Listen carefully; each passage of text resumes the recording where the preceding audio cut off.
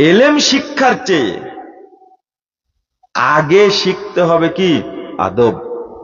রাসূল সাল্লাল্লাহু আলাইহি সাল্লাম বলছেন, সহিহ বুখারী হাদিস, একটা কাজের মহিলা, চাকর, একটা কাজের লোক যদি হয়, আল্লাহ রাসূল বলছেন ফাআদ্দাবাহা আদ্দাবাহা ফাআহসানা তা'দীবাহা ওয়া আল্লামাহা ফাআহসানা তা'লিমাহা। আল্লাহু আকবার। তাহলে প্রথম ইলম না প্রথম আদব? আদব। আর আদবটা কত গুরুত্বপূর্ণ, আদবটা যে এত গুরুত্বপূর্ণ, আল্লাহ রাসূল সাল্লাল্লাহু আলাইহি ওয়াসাল্লাম বলেছেন মাই ইউহরামির রিফক, যাকে নম্রতা থেকে, ভদ্রতা থেকে, আদব থেকে বঞ্চিত করা হয়, ইউহরামিল খায়র, যাবতীয় কল্যাণ থেকে তাকে বঞ্চিত করা হয়। মানে আপনি বুঝলেন না, আপনার ছেলের মধ্যে আদব নাই, ছেলের কথা না পরে বলে, আপনার মধ্যেই নাই। আপনার মধ্যে কি নাই? আদব নাই। তো রাসূল সাল্লাল্লাহু আলাইহি ওয়াসাল্লাম বলছেন আপনাকে আল্লাহ কোনো কল্যাণই দিবেন না। বুঝাতে পেরেছে কি? বুঝলেন না?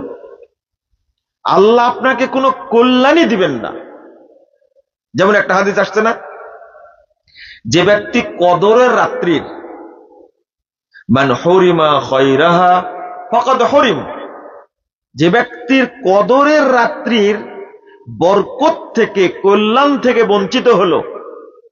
কদরের রাত আসছে, আপনি চিত হয়ে ঘুমাচ্ছেন, কোন দিক দিয়ে রাত পার হয়ে গেল জানেন না, এক ঘুমে শেষ। রাসূল সাল্লাল্লাহু আলাইহি ওয়াসাল্লাম বলছেন মান হুরিমা খায়রাহা ফাকাদ হুরিম, তাকে যাবতীয় কল্যাণ থেকে বঞ্চিত করবেন। ঠিক যার মধ্যে আদব নাই, আল্লাহ রাব্বুল আলামিন তাকে কল্যাণ থেকে বঞ্চিত করবেন। আপনি রহমত পাবেন না, দয়া পাবেন না, আল্লাহর পক্ষ থেকে ইহসান পাবেন না। আদবের এত দাম। এই জন্য ইলম শিক্ষার আগে বাচ্চাকে শিক্ষা দিতে হবে কি? আদব। মনে থাকবে কি?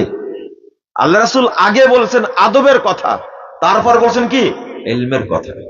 ইমাম মালিক রাহিমাহুল্লাহ ছোট, বাপ তো আগেই মারা গেছে, মা পাঠাচ্ছেন শিক্ষকের কাছে, যাও আগে আদব শিখবা, তারপরে ইলম শিখবা।